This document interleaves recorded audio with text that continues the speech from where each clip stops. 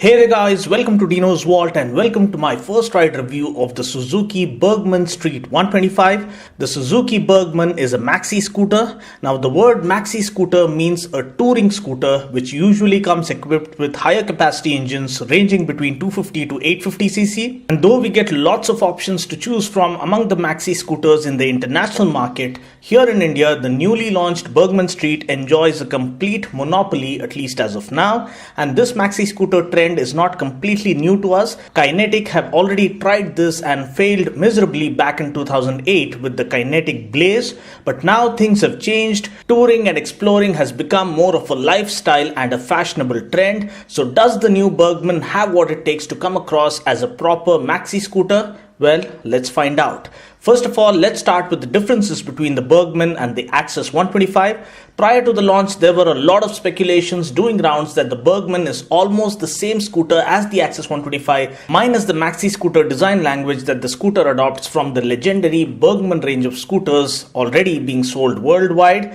The Suzuki Burgman range of maxi scooters in the international market are available with various engine capacities ranging from 125cc all the way up to 638cc. So what's slightly disappointing for me is that Suzuki might have given the Burgman 125 slightly more power to complement its all-new dynamic design language, which looks amazing on the road and offers tremendous road presence. Now coming back to the point, the Burgman gets the same engine as that of the Access 125. It also gets the same power and torque at 8.7 PS and 10.2 Newton meters respectively. Now even the wheelbase is absolutely identical to that of the Access 125 at 1265 mm. The ground clearance is also the same at 160 mm, which is a good thing because we need not worry about the scooter bottoming out each time we come across a speed breaker. The tank capacity also remains the same at 5.6 liters for both. So what's the difference, you might wonder? Well, the seat height is slightly increased now at 780 mm for the Burgman compared to 773 mm of the Access.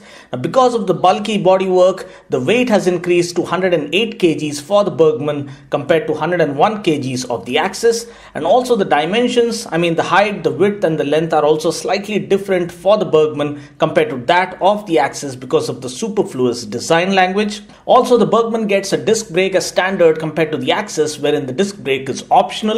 The suspension is also identical to that of the Access, with the Burgman getting telescopic forks up front and a hydraulic monoshock at the back. The tire sizes are also the same for both. We get a 12-inch 90x90 tire up front and a 10-inch 90x100 tire at the back. Now looking at some other noteworthy differences, the Burgman gets a fully digital speedo console that looks modern and sporty compared to the part digital part analog speedo console of the Access. The Burgman also gets LED lights all around with the LED headlamp and the position lights that come neatly encapsulated in the front panel, and the tail lamp also looks quite unique and well laid out. The Burgman gets a detached handlebar from the headlamp assembly compared to the Access, which gets a standard layout reminiscent of other scooters in our market. The underseat storage space is almost similar for both. The Burgman gets 21.5 liters, whereas the Access gets 21.8 liters. However, the Burgman gets an extra compartment up front with a USB charging port, which would really come in handy. Both the scooters now come equipped with Suzuki's combined braking system, which is similar to Honda's CBS or combi brake system.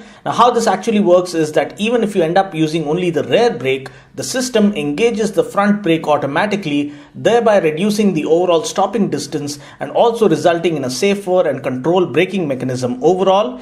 Talking about the design, this is going to be the main USP of this scooter because it looks like a higher capacity scooter when ridden on the roads. It almost feels like a 600cc scooter. As a result, it offers superb road presence. At least the youth of this day and age haven't seen this kind of a design in recent times, so we might see a lot of demand for the scooter initially. I love the chrome garnish on the front panel that lends the scooter a super premium feel. I also love the windscreen that lends it a proper touring scooter kind of a look. I really wish it was adjustable just to make things a little more interesting. The body panels are of good quality and they have been fitted well such that they do not clatter all over the place even at higher speeds. The profile flows beautifully and I like the way the side side panels have been designed. I love the sporty looking exhaust. It does also carry a sporty exhaust note. The tail lamp again is neatly laid out, thereby completing a perfect design by all means. The design looks appealing from all angles and it leaves an everlasting impression the moment you cast your eyes on it. The seat has to be another USP for the scooter. It is well cushioned and offers adequate room for the rider as well as the pillion. The front panels are neatly carved out to offer superb leg room, and the best part are the forward set footrests that help you cruise on the scooter,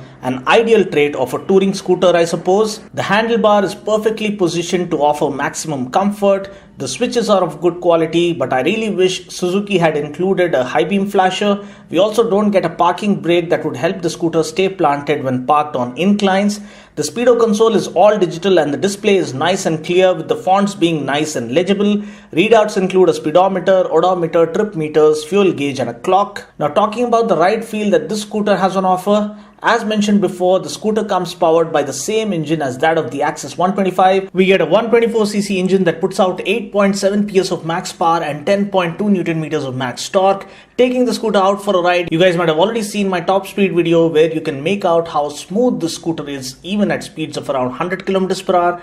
That speaks of the amazing handling characteristics and the high speed stability that this scooter has on offer. Power delivery is very smooth right from the word go. There is adequate juice on offer to make those quick overtakes. I believe Suzuki chose to play it safe by offering the trusted and proven Access engine because they had to strike a balance between power and economy. Had they offered more power, I'm sure the mileage would have taken a hit, and trying to sell a vehicle without mileage here in India is like trying to sell samosa without aloo. Nevertheless, the scooter's riding ergonomics are perfectly sorted out and very relaxing, especially in the relaxed position when you stretch your feet onto the forward set footrest area. The braking is extremely impressive. You would have already seen in my braking test video where the scooter comes to a standstill from 60 km per hour in just 2 seconds, which is phenomenal. Also, there is no jitteriness or jerks apparent while going hard on the brakes.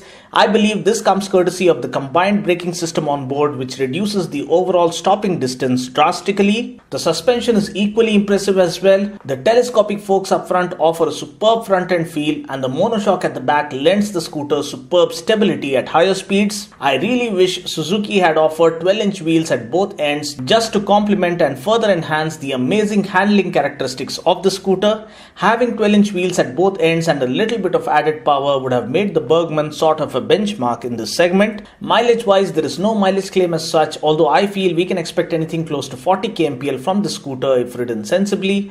Price at Showroom Hyderabad for the Burgman Street 125 is Rs 70,292. Well, I guess that's pretty much it. This wraps up my review of the Suzuki Burgman Street 125. What do you think about the new Burgman Street 125? Please feel free to comment below and let me know. Until next time, this is Dino saying ciao, take care, God bless and ride safe.